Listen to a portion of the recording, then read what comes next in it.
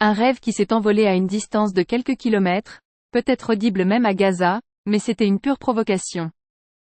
Et simple provocation mais oui malaise sur le plateau d'LCI après les déclarations d'un amiral sur le 7 octobre pour la première fois depuis son retour à Gaza. Miachem a livré un témoignage sur son séjour dans l'enclave palestinienne. Selon elle, les Gazaouis sont des terroristes, y compris les femmes et les enfants, des propos qui ont choqué l'opinion public international notamment dans les territoires israéliens. Un témoignage qui a poussé l'amiral Michel Olagaré à exprimer son point de vue, un point de vue qui a créé le malaise sur le plateau d'LCI. En effet, selon l'ancien commandant de l'école navale, Miahem aurait dû se renseigner sur la souffrance du peuple gazaoui qui vit depuis des décennies sous les bombes de l'armée d'occupation israélienne et qui organisé une rave party dont la musique était sûrement entendue dans l'enclave palestinienne était selon l'amiral une pure provocation. Cette parole vient contrebalancer les horreurs que vivent les civils quand même à Gaza. Il faut quand même pas oublier qu'ils reçoivent des obus de tous les côtés, mais ce que je voudrais dire c'est que à l'image de cette jeune femme qui faisait partie d'une de ce rêve party qui se tenait à une dizaine de kilomètres de Gaza, mais comment ignorait-elle tout ce qui se passait dans Gaza, comment ignorait-elle tout ce qu'il y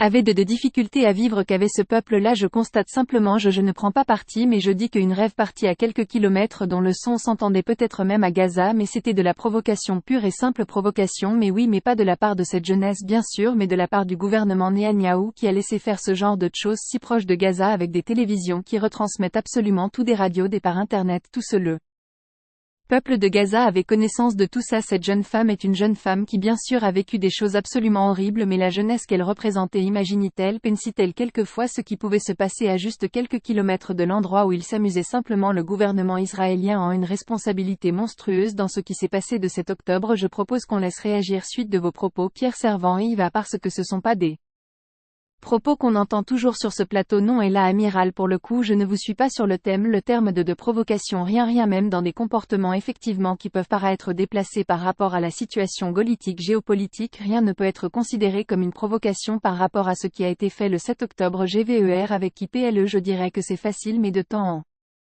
temps il faut quand même dire aussi les choses telles qu'elles sont et regarder des deux côtés. Je comprends bien que cette interview elle est très véridique, elle dit ce qu'elle ressent et c'est à, mais nous si on va un peu plus loin, si on pense à cette jeunesse israélienne dont on disait qu'à Tel Aviv c'était semble-t-il un endroit de plaisir etc. et tout ça est ressenti à Gaza de façon monstrueuse, je dis que le gouvernement israélien a une responsabilité personnelle extraordinaire dans ce. Alors bien sûr ça n'explique pas l'attaque, ça n'explique pas ce qui s'est passé à 7 et ça l'excuse certainement pas. Alors pour UR, et vous pensez-vous qu'Israël n'a cessé de provoquer le peuple palestinien au point où sa patience en atteint ses limites? Donnez-nous votre avis en commentaire. En attendant, rejoignez-nous, soutenez l'information. Break News.